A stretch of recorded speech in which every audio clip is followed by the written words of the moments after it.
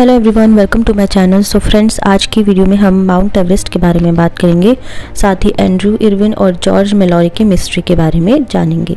So let's start the video. देखिए, mount Everest दुनिया की सबसे ऊंची चोटी है जो हिमालय पर्वतमाला में लोकेटेड है।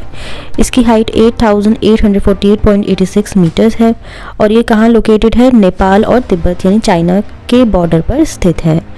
नेपाल में इसे सागर माथा कहा जाता है, जिसका मतलब आकाश का शिखर होता है। तिब्बत में इसे चोमोलुंगमा कहते हैं, जिसका मतलब विश्व की देवी माँ होता है। माउंट एवरेस्ट का नाम सर जॉर्ज एवरेस्ट के नाम पर रखा गया, जो ब्रिटिश सर्वेयर जनरल थे। अब हम बात करेंगे एंड्रयू इरविन और जॉर्ज मेलॉरी की मिस्ट्री के बारे में। क्या ये मिस्ट्री अभी तक सुलझी है या नहीं? देखिए, एंड्रयू इरविन और जॉर्ज मेलॉरी का 1924 का माउंट एवरेस्ट एक्सपेडिशन एक ऐसी मिस्ट्री है जिसका जवाब आज तक नहीं मिल पाया है। दोनों ने 8 जून 1924 को शिखर तक पहुंचने की कोशिश की थी, लेकिन उसके बाद उन्हें किसी ने जिंदा नहीं देखा। उनका एवरेस्ट समिट अटेम्प्ट सफल था या नहीं, इससे अभी तक सब अनजान हैं। देखिए, क्या क्या पॉसिबिलिटीज़ बताई जाती है। सबसे पहले मौसम की मुश्किलें।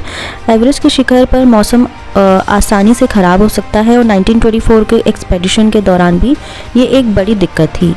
विटनेसेस के मुताबिक जब मेलॉरी और इरविन शिखर की तरफ जा रहे थे तो उन्हें बादल और तूफ़ानी मौसम का सामना करना पड़ा। ऑक्सीजन की कमी। उस समय ऑक्सीजन सिलेंडर्स काफ़ी नई टेक्नोलॉजी के थे और इनका इस्तेमाल और भरोसा बहुत ही लिमिटेड हुआ करता था, क्योंकि उस समय की बात अलग है और आज टेक्नोलॉजी काफ़ी आगे बढ़ गई है। मेलॉरी और इरविन का ऑक्सीजन सप्लाई शिखर तक पहुंचने और वापस नीचे आने के लिए काफ़ी नहीं था। चढ़ाई की टेक्निक और सेफ्टी मेजर्स। 1924 के समय माउंटेनियरिंग के टूल्स और टेक्निक्स आज के कंपैरिजन में काफ़ी प्रिमिटिव थे।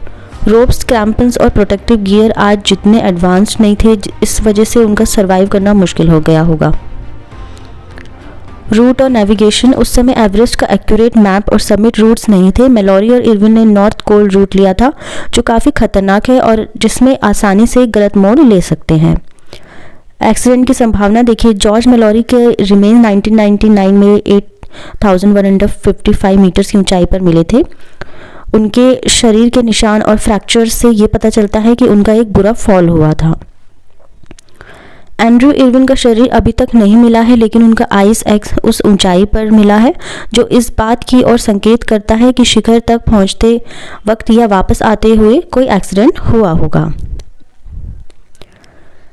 तो सबमिट कर पाए थे या नहीं? मेलॉरी के पास एक फ़ोटो था उनकी वाइफ का, जो उन्होंने कहा था कि शिखर पर पहुंचकर वहां रखेंगे। जब उनका शरीर मिला तो ये फ़ोटो वहां नहीं थी, जो इस बात का संकेत दे सकता है कि शायद वो शिखर तक पहुंच गए थे। लेकिन उनका कैमरा कभी भी नहीं मिला, जो ये मिस्ट्री सॉल्व कर सकता था कि उन्होंने शिखर तक पहुँचने की तस्वीर ली भी थी या नहीं। तो ये मिस्ट्री आज तक नहीं सॉल्व हुई। मेलॉरी और इरविन की कहानी एक इंस्पिरेशनल और ट्रैजिक कहानी है। 1924 का उनका एक्सपेडिशन मॉडर्न माउंटेनियरिंग के लिए एक माइलस्टोन था, लेकिन क्या वो माउंट एवरेस्ट के शिखर तक पहुंच पाए या नहीं, इस बात का पता लगाना अब भी एक बड़ा चैलेंज है।